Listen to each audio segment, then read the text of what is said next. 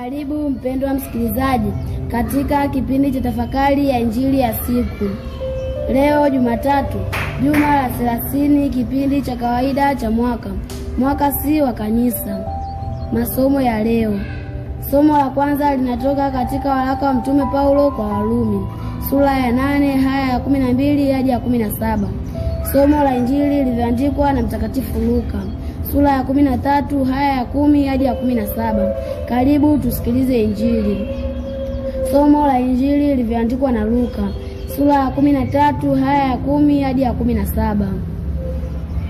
Siku ya Sabato Yesu alikuwa akifundisha katika sinagogi mojawapo, na tazama, palikuwa na mwanamke aliyekuwa na pepo wa udhaifu muda wa miaka 18, naye amepinda na hawezi kujinyosha kabisa.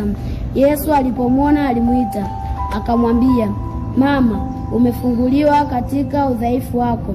Akaweka mikono yake juu yake, naye akanyoka mara hiyo, akamtukuza Mungu. Basi mkuu wa sinagogi alikasirika kwa sababu Yesu amemponya mtu siku ya Sabato. Akajibu, akawaambia mkutano, "Kuna siku 6 zifaazo kufanya kazi. Basi njoni mponywe katika siku hizo, wala si katika siku ya Sabato." Lakini Bwana akamjibu akasema, "Enyi wanafiki, kila mmoja wenu, je, amfungi ng'ombe wake au punda wake siku ya Sabato katika zizi, aende naye kumnywesha?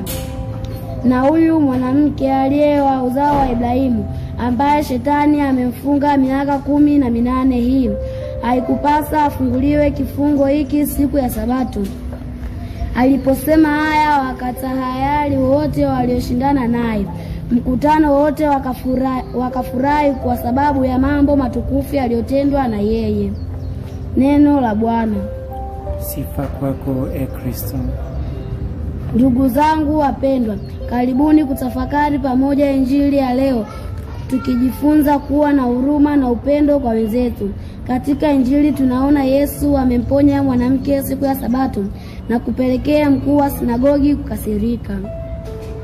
Wapendwa taifa la Mungu, uponyaji anaofanya Yesu siku ya Sabato anatuarifu kuwa maana ya Sabato ni kutenda matendo mema kwa Mungu na jirani zetu, hasa wenye uhitaji.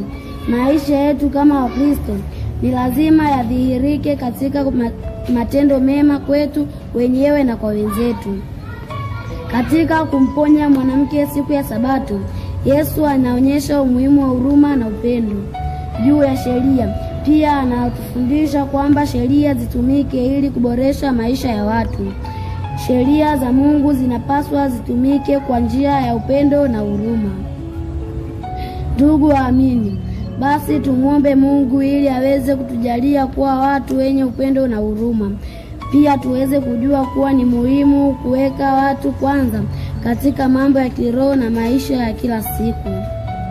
Hivyo tukiwa tunaelekea ukingoni wa mwezi wa Rozari Takatifu, tumuombe Mama Maria, mama wa huruma na upendo, aweze kutuombea kwa Mungu ili tuwe wenye roho ya huruma na upendo kwa wote. Tumsifu Yesu Kristo. Milele amina.